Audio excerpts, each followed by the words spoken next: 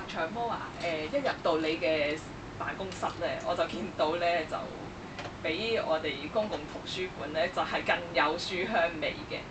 咁我想問下你，可唔可以咧介紹一啲著作咧，係讓香港人更加了解到咧關於公民抗命、關於一啲政治議題嘅書籍嘅？嗱，其實咧就我介紹一本書，不過入去咧就用一個作者，不過有兩本書，咁我就解釋，因為呢本書咧第三帝國的興亡咧就係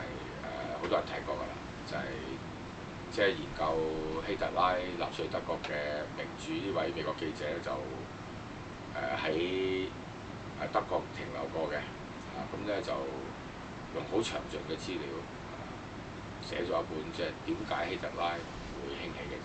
歷史。咁呢本歷史嘅意義就咩咧？就係話其實咧係大家當希特拉無道，或者基於自己嘅私利咧係俾佢崛起嘅。其實希特拉係冇辦法攞到政權，係因為各個黨派自私自利，包括共產黨啊、社會民主黨內鬥，咁令到德國人冇希望。咁呢本書就而呢本咧就係佢未去德國之前，呢一本咧就係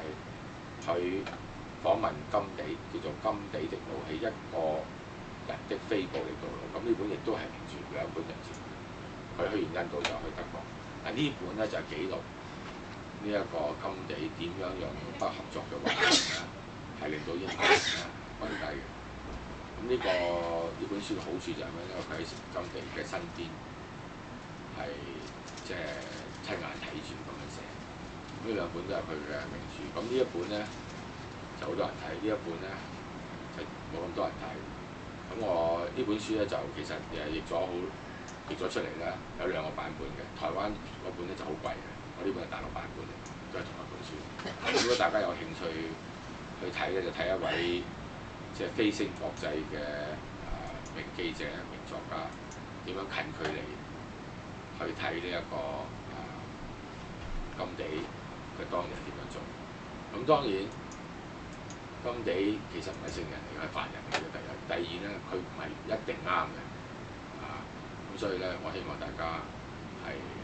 睇呢本《甘地的武器》，睇到一個用呢個和平嘅不服權去抗爭嘅人嘅弱點同埋呢一個優點。